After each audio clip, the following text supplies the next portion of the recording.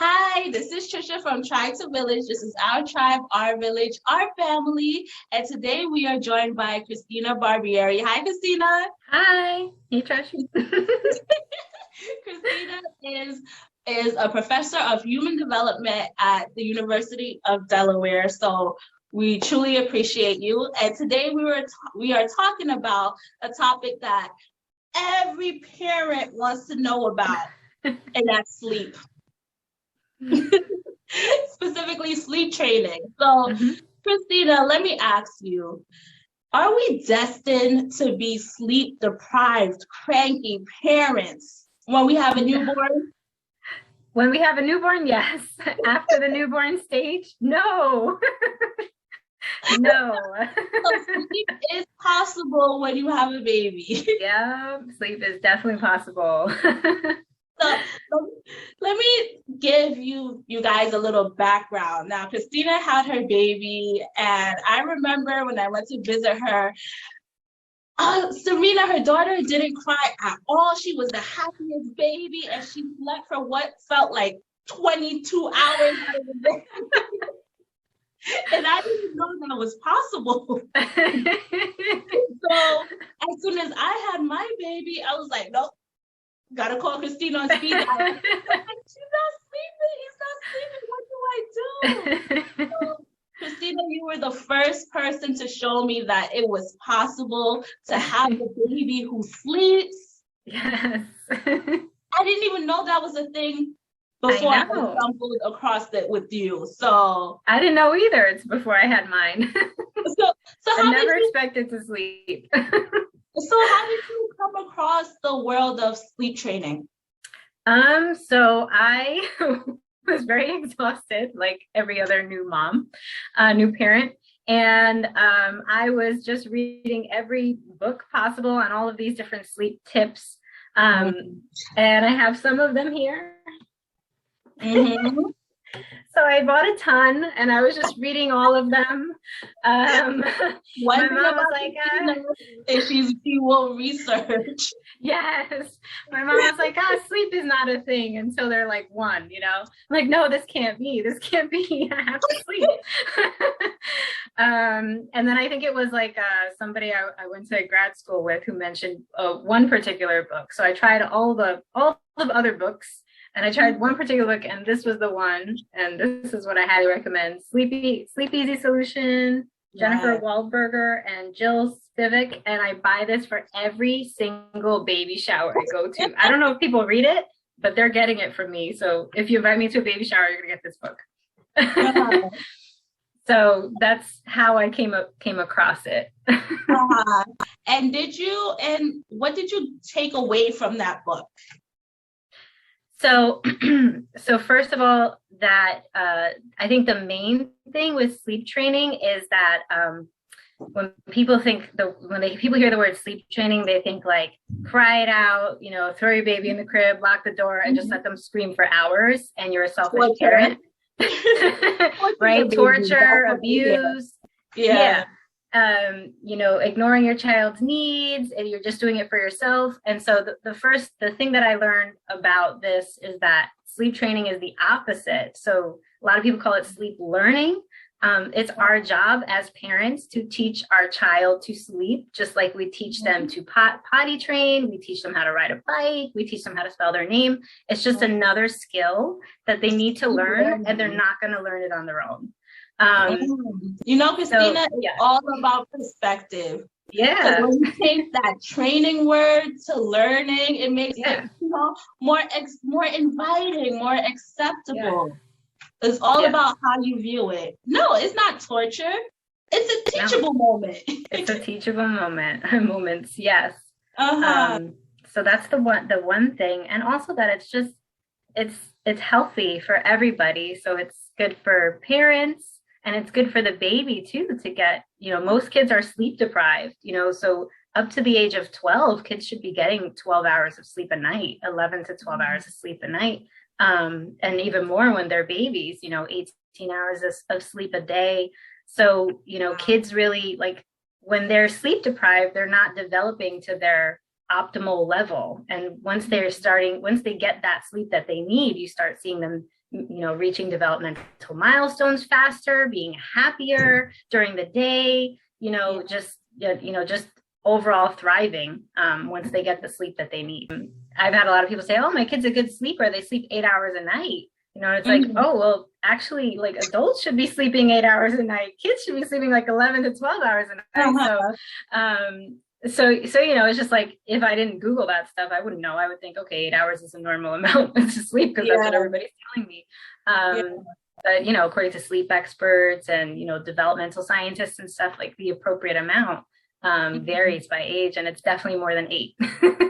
So at which age should we start sleep training? Should we start sleep training as soon as they come out the womb, a week later, a month later? What's the appropriate time?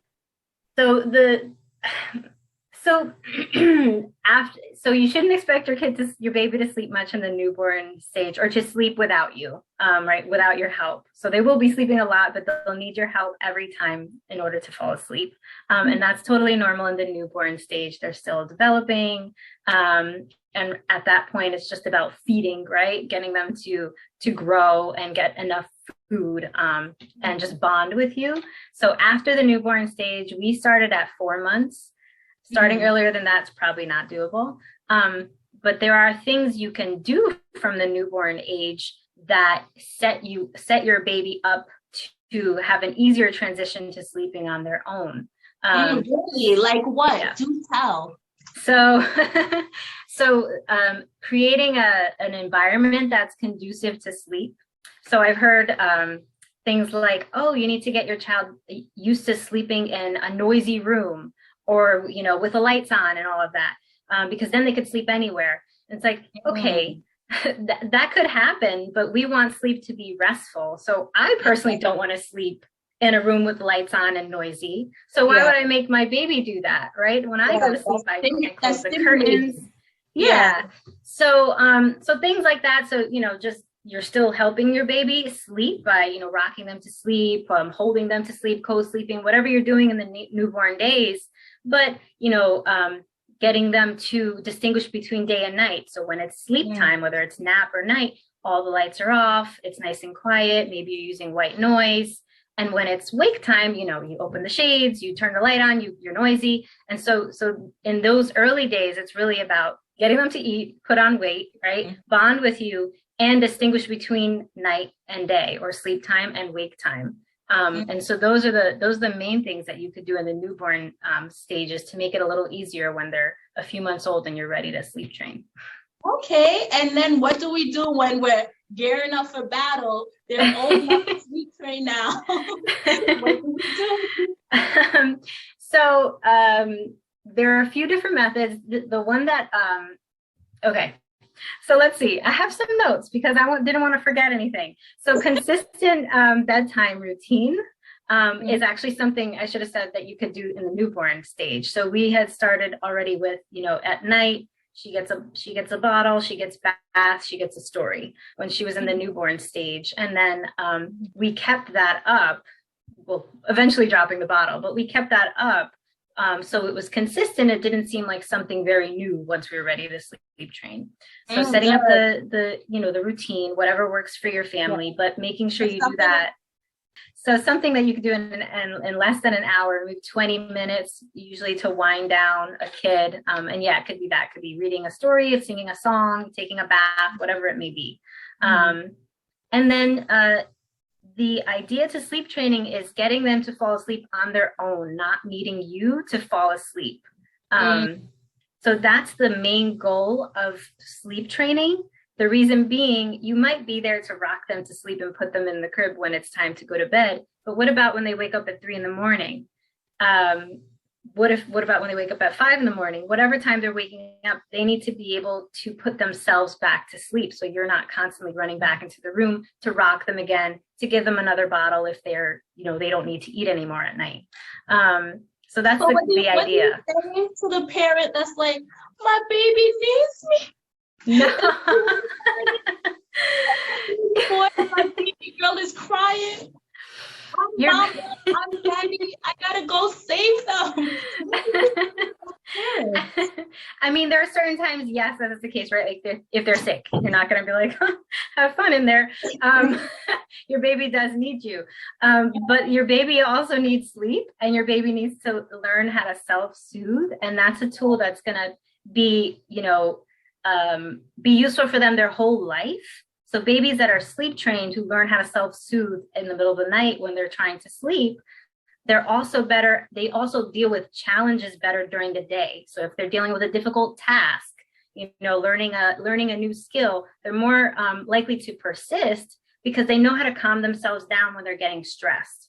And that's the goal. Yeah. I talk to my students about this too.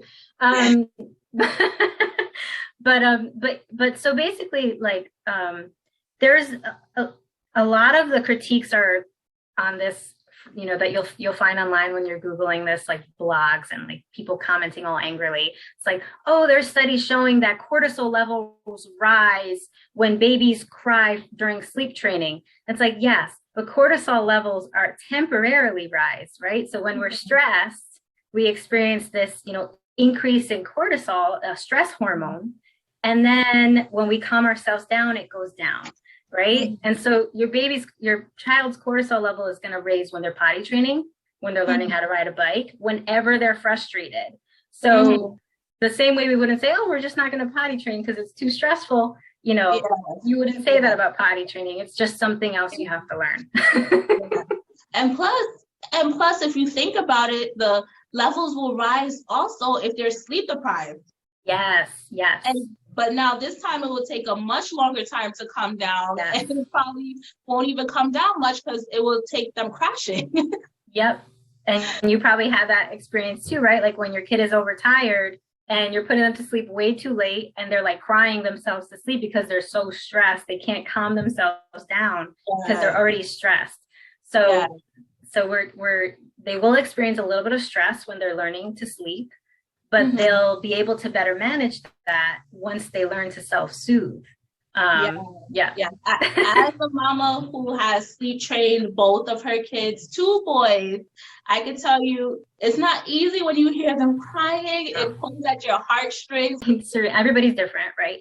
But I nighttime sleep trained Serena in 2 nights. She cried 10 minutes the first time and 5 minutes the next night, and then she never cried again when I was putting her to sleep. With the, I know some kids cry longer, with the caveat to say that we did a very gradual process. Like we gradually reduced the amount that we were doing to help her sleep until it was, until it was almost not noticeable that we weren't rocking her to sleep. So that might be why it was pretty easy. Naps were hard. I'm not going to lie. Naps were really hard, but nighttime was not that bad. I was expecting it to take like a month. It took 2 nights. And she, that third night, she slept 8 hours, and then it just gradually increased to 12 hours. So what do you do when you have a child that's been, okay, you put them down, you did the nighttime routine, I know you stated something like make sure the room is dark and you can have white noise playing. Yeah. So what do you do if you have a child who's done all of that and you put them down to sleep and they're crying and they cry for like an hour straight? Should you just let them cry for that whole hour? No. So this is not like cry it out, like just put them in and let them cry. So the method we use is it's a modified cry it out, and there are intervals. The book has the specific intervals, but you do check-ins, right? So maybe the first check-in is 2 minutes. So you put them down. You don't rock them to sleep. You want them to be awake, sleepy, but awake, right? Because the idea is you want them to fall asleep once they're in the crib. And so, you can pat their back or something and say, okay, it's nighttime now, we're gonna go to bed. And then you just leave the room. And then if they start crying right away, you start your timer from when they start to cry. And the importance of the timer is to realize that it's not as long as you think. So when we hear babies cry, our natural reaction is to go and check, right? But if you have your monitor and that they're dry, they're fed, they're tired enough to fall asleep, they got lots of cuddles during the day, they're not deprived in any way, and they're ready, they should be ready to sleep, right? Then you don't need to worry that that they're being harmed in any way. They're just confused because this is the first time this is happening. And so their automatic response is to cry. It feels longer if you're not timing it. So like crying for 2 minutes will feel like an hour. Yes, that's the truth. It will. So looking at the clock, you realize, okay, it's only been 1 minute. It feels like 10 minutes, but it's been 1 minute. And then you just do gradual check-ins and based on whatever timing interval you need. And you go in and you pat their back, you can rub them and say, mommy loves you and it's time for bed.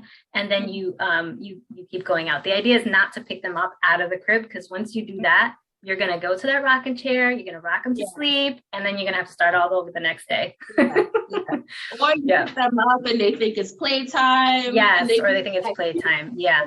So that will bring some peace of mind knowing that, okay, this cry is for attention. Yeah. And not because I need something, Yeah, they're just confused, They're like, what is this new thing you're doing, Mom? I don't get it, Yeah. My first, that was a struggle. But what worked for me was when he would cry for those long stretches and I had to do the check-ins, I went in, but I didn't have, it feels so cold, but I had to be cold. I didn't get any eye contact. Yeah. I just went in and literally just checked, okay, do I need to change the diaper? I would pat him on his back while he's in there, and he would have his arms stretched out, smiling and laughing, and I'm like, nope. Yeah. And if I had to change the diaper in the middle of the dark room, I would have a little light, night light, so that I don't have to turn on the light and it's alerting. So I would have a little light there, and I would just change the diaper in semi-darkness, and then no eye contact, and then put him right back to bed, and then get out of there. Yeah. And in the moment, it felt so cold, and I felt so cold-hearted, but it really worked because he knew he loved you in the morning still, right? Yeah, exactly. Yeah. Yes. I didn't think he was going to, but he did. That's another concern. It's like, oh, if I do this, my kid's gonna hate me. That my bond is gonna break with my child. But no, because you know what? When you're rested and your kid is rested, you're both happy and energetic. So the time you do spend together is so much more impactful. We all need rest. Okay. Yes. You cannot parent at 100% if you are sleep deprived. You just can't. So I think that's another thing. And then the relationship between the parents, if you're both sleep deprived, oh, you want to fight about everything. Yes. So it's just good for everybody involved to well-rested baby, well-rested parents. It's just so important for the whole family, So, yeah. But I know what you're talking about. So for me, and everybody's different, this book has, problem solving solutions. If this happens, do this. But everybody has to feel out their own way. So for me, if I did more than 2 check-ins with Serena, she wasn't sleeping. That's it. So she just thought I was going to come in and get her. So it was confusing to her. So I had to limit it to 2 check-ins, and that was that. So, but you have to figure out what you're if it's more distracting than helpful, you have to figure out what method is working for your kid. And then I did the same thing with the very dark at night if I had to go in and change a diaper or something, and no eye contact. I did that too. Yes. And what do you say to those parents who are oh, but my baby, my baby usually wakes up for 3 bottles in the night. How could I just take away the food like that? What do you say to those parents? So if your baby is too young to go through the night without eating, I would suggest a dream feed with cereal in the bottle. So you Not go in before you go, not 4 months. I did it at 4 months. So not, you go in and you feed them while they're still asleep, pretty much. Keep the lights dark. You just pick them up and you kind of top them off.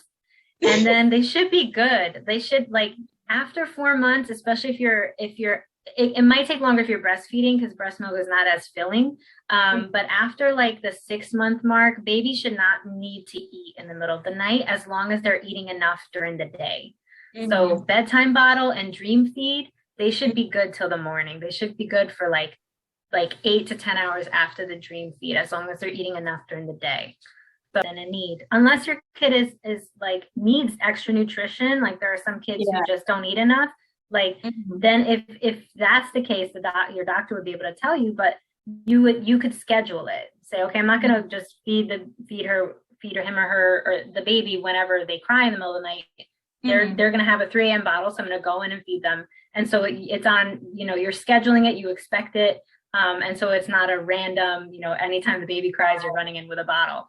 Yes. Feed them in the dark. In the dark, don't play with them. Yeah. Just right. And it should be, if you taught them how to self-soothe, it should be fine, because when they go in the crib, they find whatever thing it is that they use to self-soothe. So Serena had a Wubba and a little like taggy blankie. And what I would do before I sleep trained her, I would hold that to her chest as a newborn, and I would put her hand on it. So she associated that feeling with sleep time. So whenever I put her to sleep as a newborn, I had that little Wubba or that little taggy blanket. And so when she feels that, she knows, okay, this is a sleep thing. So that must mean it's time to sleep. So in order to put her back in her crib, if she couldn't fall asleep right away, she'd like reach for that little blankie or that little lovey. And that's how she would like comfort herself. And she's still to this, like just a couple months ago, she's 5 now. She was still sleeping with her lovey. As long as they have the tools, like they have something to help them calm themselves down. They don't need the bottle and they don't need you to rock them. Yeah. And just be mindful that each child is different, the way that they self-soothe, and don't be alarmed as long as they're not causing harm to themselves. If it looks a little weird, it's okay. What do your boys do? Oh my goodness. He would bang his head on the mattress, like not violently or anything. I've heard of this before. Their heads are big and heavy, so they're like lifted up and they're like bang, like just drop against the mattress. And at first I'm watching the monitor like, what's going on? But that was his way to self-soothe. He did that a couple of times over and over again, and then he would just go to sleep. The mattress is soft, so I was like, hey, do what you got to do. Whatever works, right? Yeah. Serena would do the bounce butt. Like she would just bounce her. She would. I think it was her way of like rocking herself. I don't know. That's what Dana does. Like you would just hear his little mattress thing go squeaky, and then you look and he's just like rocking the whole, rocking himself. But that's how they self-soothe. So they figure it out. They figure out what works for them. Thank you so much, Christina, for sharing your insight and your tips regarding sleep training, and for reminding us that we can be well rested. Yes, you can. Children. You can have date nights and you can sleep and you can be a happy parent. Yes, happy. Thanks for inviting me. And good luck, anybody who's watching. You can do it. On that note, let us let you go so you can get some rest. And let's continue to elevate and grow together. And please like, comment, share, subscribe, and don't forget to hit that notification button so you never miss another video from Try to Village. Until next time, bye. Bye.